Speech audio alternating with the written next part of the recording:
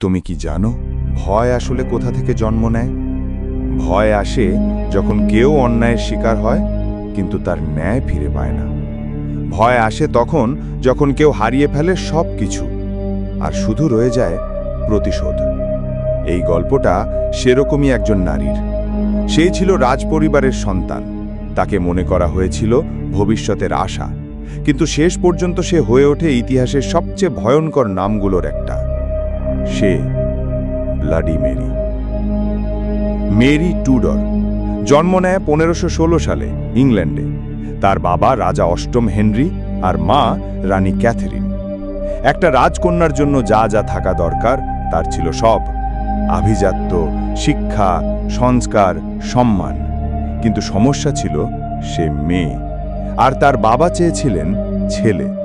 এই ছোট্ট পার্থক্যটাই ধীরে ধীরে তার জীবনটাকে বিষিয়ে দেয়।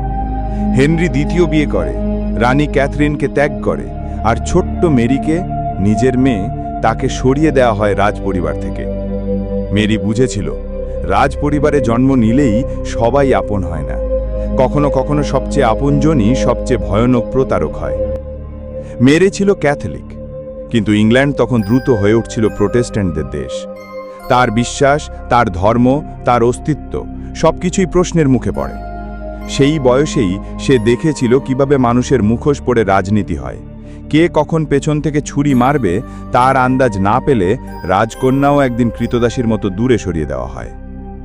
কিন্তু সে সব কিছু মুখ বুজে সহ্য করেছিল, কারণ সে জানত একদিন সে ফিরে আসবে।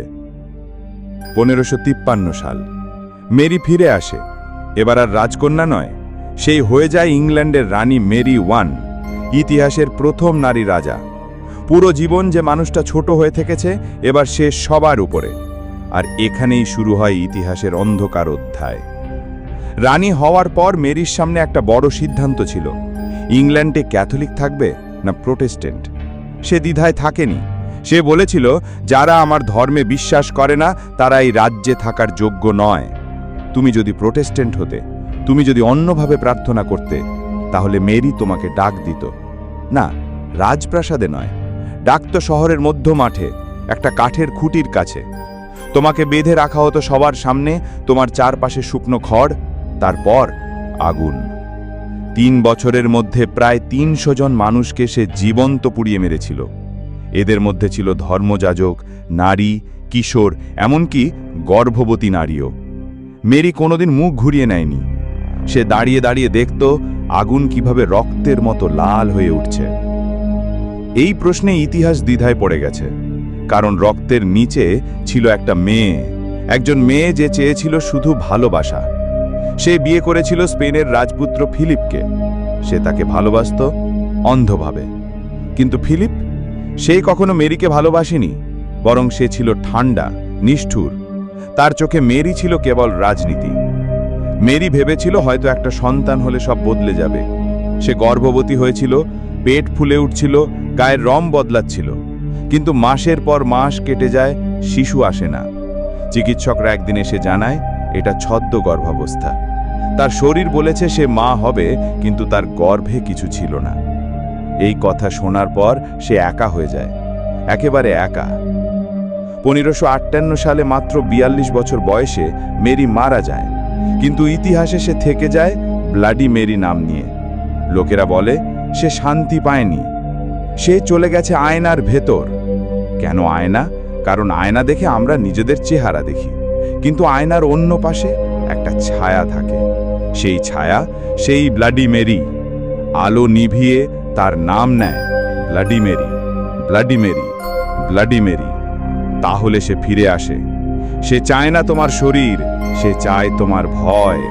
সে চায় তুমি জানো সে কখনো ভুলে যায়নি তাকে কে কষ্ট দিয়েছিল, কে ত্যাগ করেছিল, কে বিশ্বাসঘাতকতা করেছিল।